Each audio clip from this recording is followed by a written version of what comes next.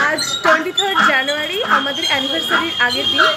আমরা আজ চলেছি, কোথায় চলেছি সেটা জানতে হলে আমার ভিডিওটাতে অবশ্যই খেয়াল রাখতে হবে। চলো তাহলে বেরিয়ে পড়ি, চলে এসো। চলেছি আমরা আমাদের গন্তব্যস্থলের উদ্দেশ্যে, কিন্তু গন্তব্যস্থল কোথায় জানতে হলে ভিডিওটা কোথাও স্কিপ না করে ক্যালসিয়াম, দুধে যতটা ক্যালসিয়াম পাবে, 4 গুণ ক্যালসিয়াম পাবে সাদা। পথ চলতি খানাপিনা তো লাগবেই, তাই শিবম রেস্তোরাঁয় দাঁড়িয়ে পড়লাম সকালের আহারটা সেরে নেওয়ার জন্য। এখানেই আমরা আজ সকালের আহার করে আমরা আমাদের গন্তব্যের উদ্দেশ্যে রওনা দেব। এক প্লেট করে পুরি। শুভ্রা কি পুরি রুটি না আলু পরোটা বলো? খাবারের ফটো তোলা না হলেও এখানকার চাটা কিন্তু বিখ্যাত, তাই ফটো তুলেই ফেললাম।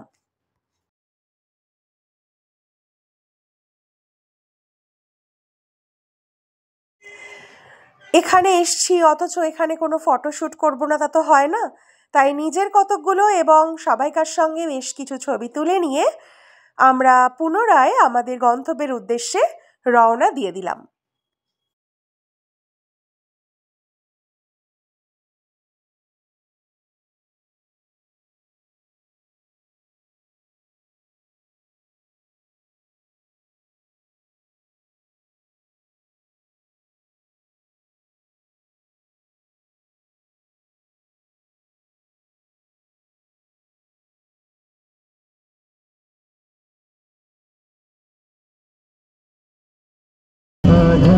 দুই ধারে সবুজের সমারোহ, তার মধ্যে দিয়ে আমরা চলেছি।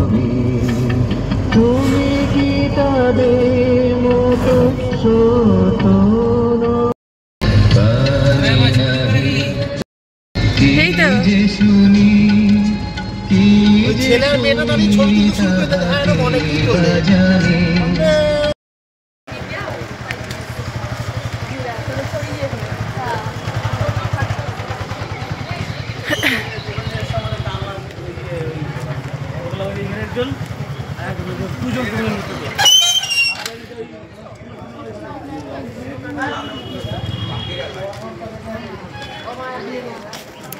আমরা এসে গেছি কানলার 108 শিব মন্দির দর্শনে। আমরা দেখছি কানলার 108 শিব মন্দির। যেহেতু এখানে ভিডিওগ্রাফি অ্যালাউ নেই, তাও কিছু কিছু জায়গায় সম্ভবপর হয়েছে, সেখানে ছোট ছোট ভিডিও কোলাপস নিতে পেরেছি, তবে বেশিরভাগটাই ছোট ছোট ফটো দিয়ে, কারণ এখানে সমস্ত জায়গায় কিন্তু ভিডিও নট অ্যালাউ।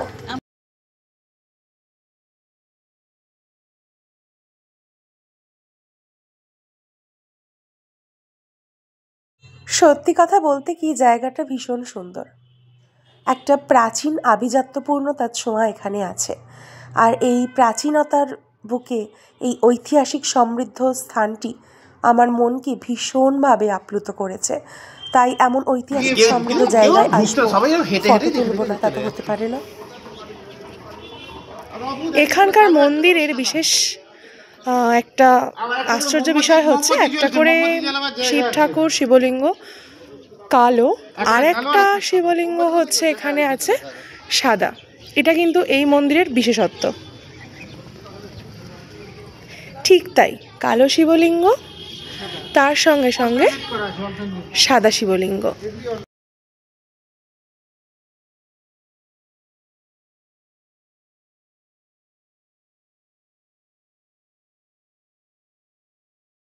আছি কালনার 108 শিব মন্দির দর্শনে। 108 শিব মন্দির দেখতে আমরা চলে এসেছি।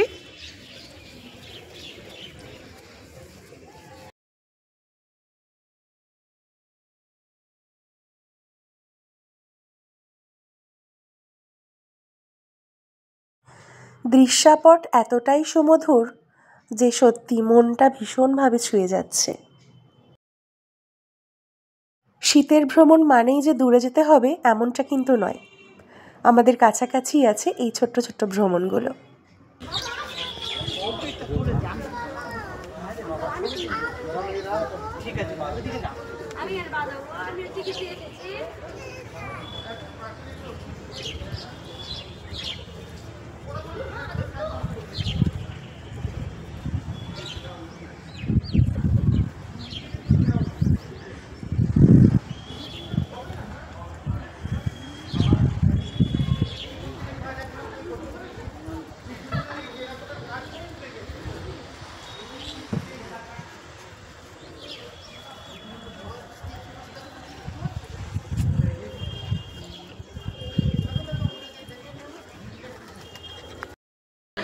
এর ঠিক ভিতরেই আরেকটা যে প্রদক্ষিণ মন্দির আছে, সেখানে কিন্তু সমস্ত শিবলিঙ্গগুলোই দেখতে পেলাম সাদা রঙের।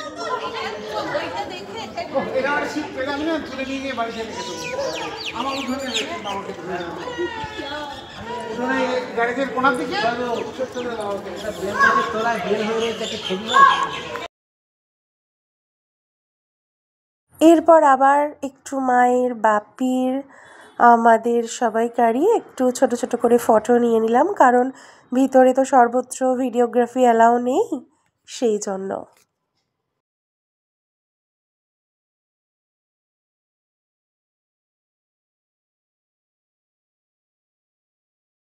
ঐতিহাসিকতা যেন সত্যি এখানকার দৃষ্টি কেড়ে নিল। এতটা সুন্দর দৃশ্যপট আগেও দেখেছি, তবে এই সুন্দর দৃশ্যাবলী আমার মনকে আরও আরও আরও আপ্লুত করে তুলল। ঐতিহাসিকতা সমৃদ্ধ কামান সত্যি অসাধারণ। এই মন্দিরের ঠিক উল্টো দিকেই রাজবাড়ি, যেটা আমরা দেখলাম। এই লোকটা সবাই ঢোকে, পাপা কোথায় গেল? সবাই ঢোকে, কোথায় যায়? ওই আসছে কি, ওই যে আমাদের খুঁজছে, ওই দেখ। বললাম ভিডিওগ্রাফি নট অ্যালাউ সমস্ত জায়গায়, তাই জন্য ছোট্ট ছোট্ট ফটো নিয়ে ভিডিওটাকে কোলাজ করার চেষ্টা করেছি। এই রাজপ্রাসাদের যে রাজবাড়ি আর কি, রাজবাড়ির মধ্যেই হচ্ছে এই শিবের মন্দির, এবং এর পরেও আছে একটি নাট্যশালা, যেখানে নাটক বা গান, নাচ এগুলো অনুষ্ঠিত হতো। এখানে আছে রাধাকৃষ্ণের মন্দিরও, তবে সেটা হচ্ছে রাজবাড়ি সংলগ্ন, মানে এই 108 শিব মন্দিরের ঠিক উল্টো দিকে যে রাজবাড়ি দর্শনে আমরা গিয়েছিলাম সেখানে। সত্যি দৃশ্যপট এখানে ভীষণই সুন্দর, আর এত সুন্দর একটা ঐতিহাসিক সমৃদ্ধ জায়গায় এসে ফটো তুলব নষ্ট তো হতে পারে না। ভিডিওগ্রাফি তো সব জায়গায় অ্যালাউ নয়, তাই স্টিল ফটোগ্রাফিতেই শান্ত হই আর কি।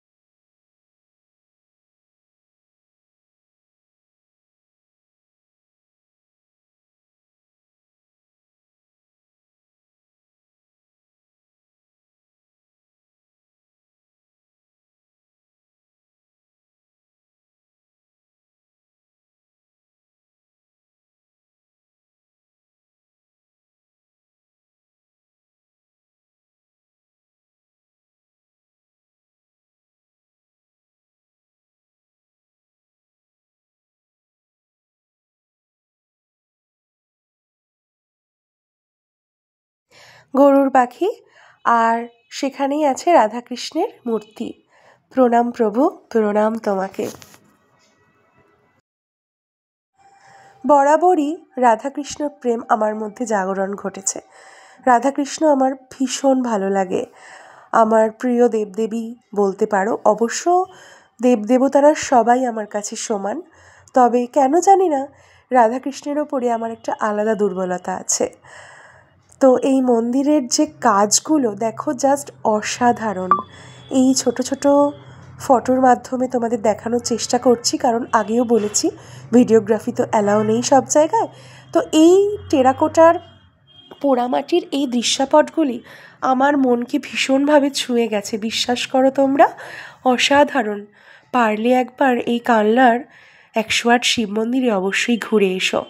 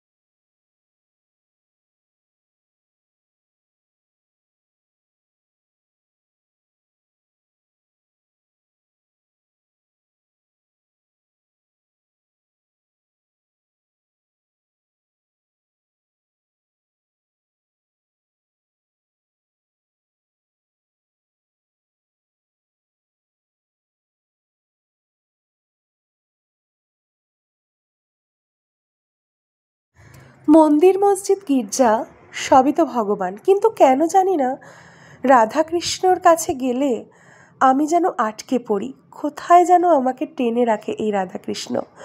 তো এমনই এক মন্দির আমি দেখে ভীষণভাবে আপ্লুত হয়ে পড়েছিলাম এই কানলাতে এসেই।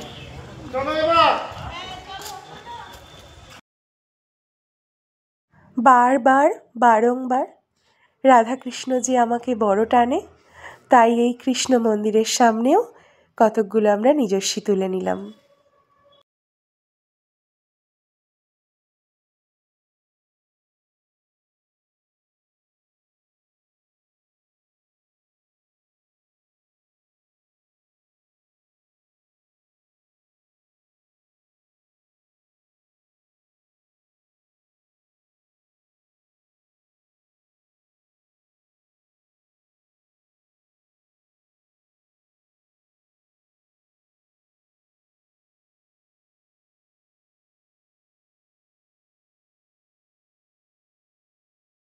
আহা, বা বা বা, শীতের এই মিঠে রোদ গায়ে মেখে শীতের ভ্রমণ যে কি দারুণ, কি দারুণ, কি দারুণ।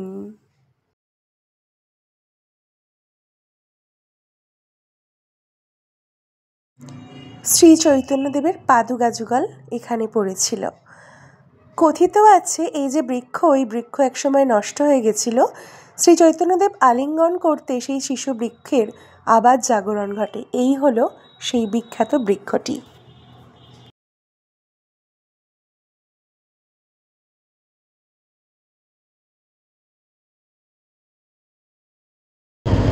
এরপর আবার সেই গ্রাম্য রাস্তা আর সবুজের সমারোহে চোখ ভাসিয়ে বাড়ির দিকে প্রস্থানের পালা।